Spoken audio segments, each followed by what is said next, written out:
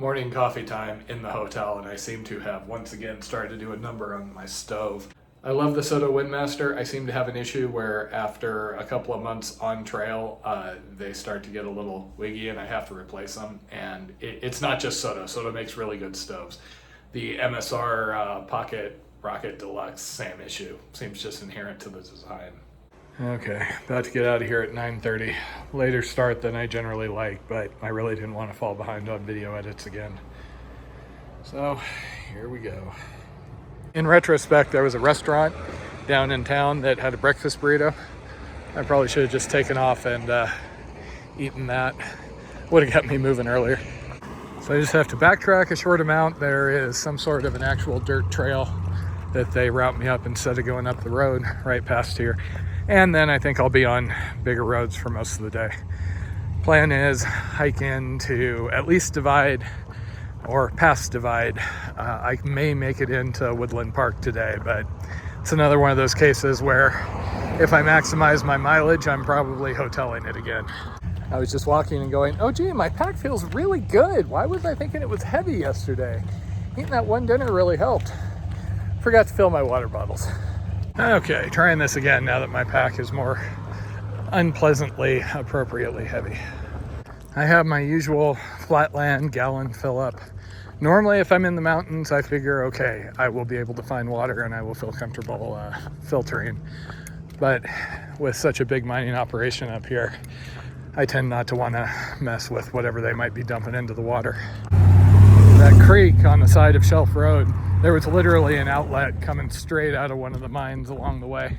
And maybe it's fine, maybe they just use it for cooling, but I don't know. And I tend to err on the side of not drinking any horrendously poisonous chemicals if I can avoid it. If I sound like I'm huffing and puffing a lot more, that's just the effect of altitude.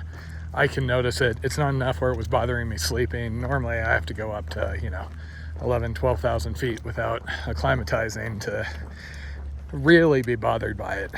And that's just expressed by while I'm lying there, I'll feel my pulse and feel that I'm breathing harder than I would normally.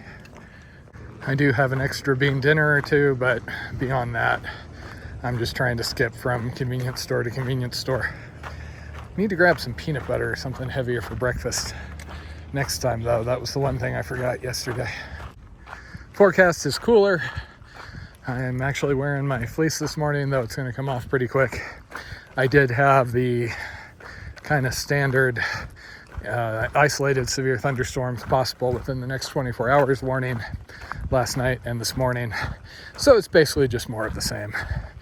As long as I'm down in a canyon, though, I don't stress about it. It was actually nice hearing the thunder off in the distance yesterday. I did at least get a better night's sleep last night, though. I did struggle to get going this morning. I've had 3 cups of coffee and I'm still not exactly raring to get going. I was telling Jen, I think my usual adjustment period that I go through when she leaves and I have to get used to being solo out here was just kind of put off since I knew I was heading in to see my parents in a few days. So it'll probably be better in a few days. The problem is when I get like this, it's hard to get me out early in the morning, and then it's hard to really enjoy my audiobooks. I end up switching back and forth too much. I actually went through the entire 21 book set of the Undying Mercenaries audiobooks. Those worked really well for me. I need to find another, solid, fast performer. And by that I mean not too complicated. Something like the Malazan saga I love, but it gets hard to keep track of what's going on at the best of times. And other times, big sci-fi fan, but sci-fi books often have long dragging sections. And when I'm slogging along like this, those tend to not take me out of the moment. I look for things that move along reasonably well and just kind of distract me so I can have my brain following that while I'm enjoying the scenery. Maybe this wouldn't have been as bad for stealth camping as it looked on the map. I could just see I was going right by an active mine. Hey, American Discovery Trail. Those signs have been few and far between lately. I did like coming through here at night. The casino lights were more impressive that way.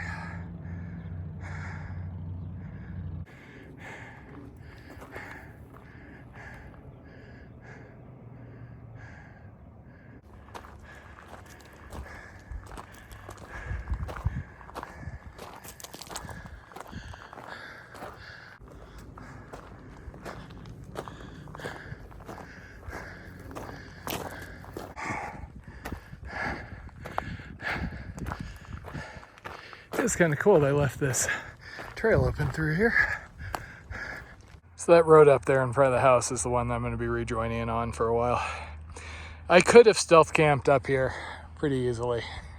In retrospect, I was pretty beat last night though, and talking to that guy behind the counter at the Golden Nugget really cheered me up. And the guys at the gas station.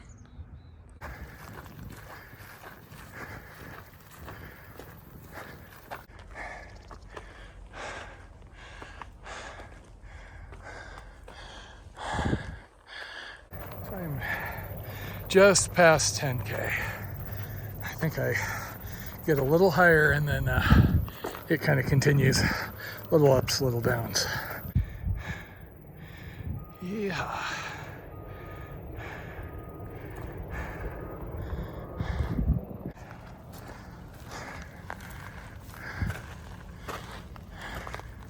And back on pavement for a while.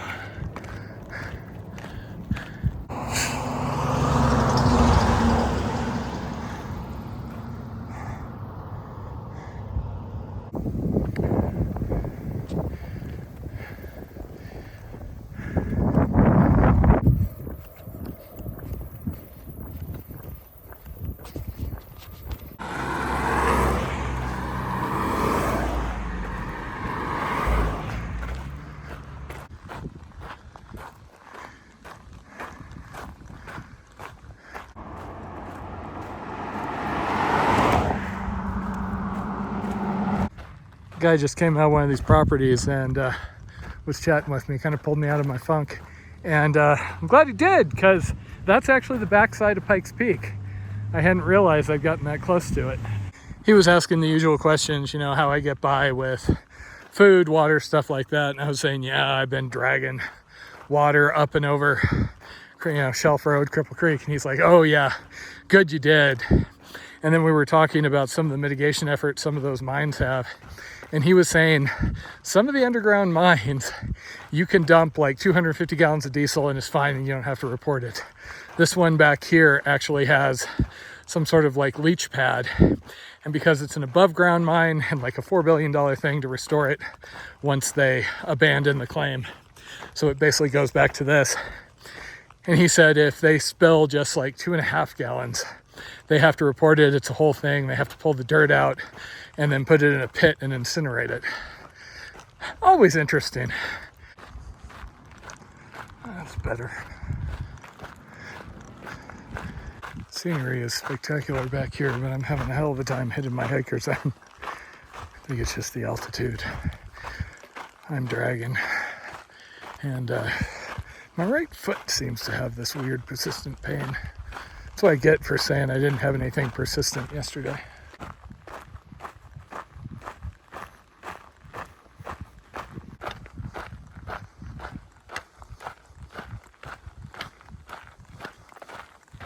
I keep wanting to filter out of this creek, but then I keep finding stuff like this, and it's like, maybe I'll stretch.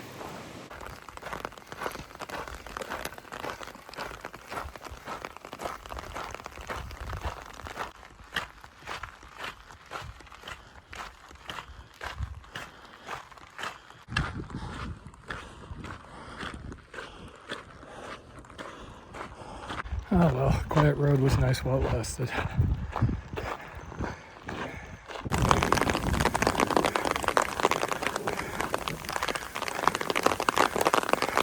So I stopped to put my jacket on and there was a flash and thunder's right above, so I decided to huddle while I had a little bit of trees.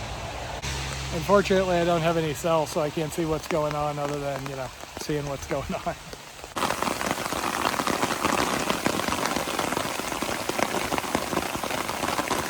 Okay, still some thunder in the area, but worst of it seems to have passed, and I need to make miles.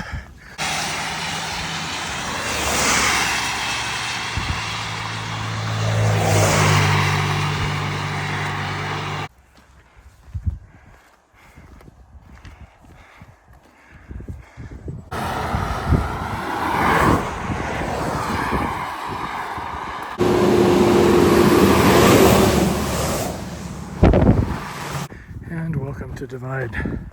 There is supposedly a restaurant. I think I'm going to stop and get food. My plan is to push on. There is a marked potential campsite along the way.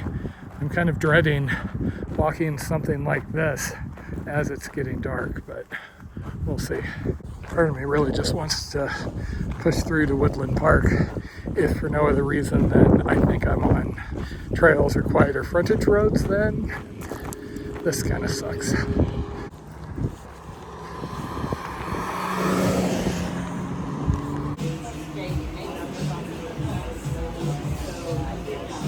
Nice folks. The bartenders had actually just done the Terrora, so she was vibing with me.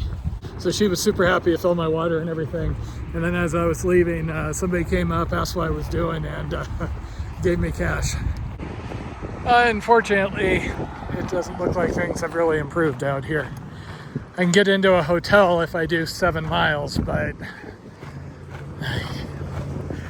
it's going to be a little iffy. This road sucks. Funny thing is, the bartender lady actually said she saw me walking out of Cripple Creek this morning. That is the thing about walking these long roads. Everybody notices you as they drive by. At least part of this is going to be on a frontage road. There was one spot marked as a potential camp. It's also a fire station, but it looks like one of those remote ones, and the chances of me getting a hold of anybody this late in the day are probably pretty low.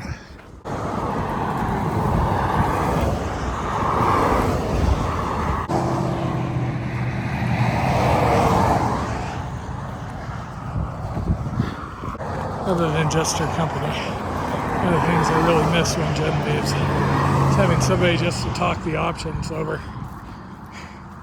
Because I'm tired. I've been huffing and puffing all day.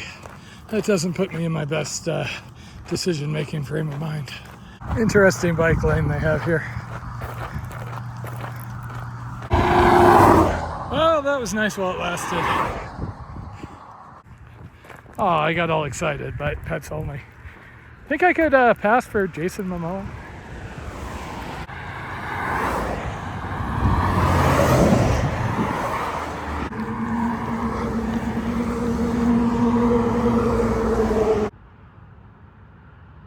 Hey, buddy.